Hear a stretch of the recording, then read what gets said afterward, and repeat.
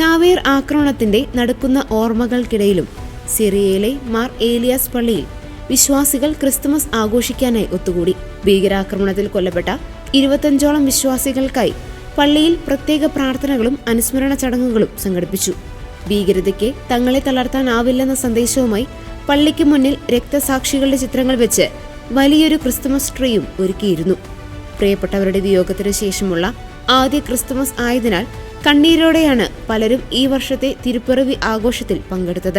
ആക്രമണത്തിൽ തകർന്ന പള്ളിയുടെ ഭാഗങ്ങൾ പുനരുദ്ധരിച്ച് വിശ്വാസത്തിന്റെ കരുത്തിൽ തങ്ങൾ മുന്നോട്ടു പോകുമെന്ന് സഭാ നേതൃത്വം വ്യക്തമാക്കി. മതവിദ്വേഷത്തിനപ്പുറം സമാധാനവും സ്നേഹവുമാണ് ഈ കാലഘട്ടം ആവശ്യപ്പെടുന്നതെന്ന് ചടങ്ങുകൾക്ക് നേതൃത്വം നൽകിയ പുരോഹിതൻ ഓർമ്മിപ്പിച്ചു.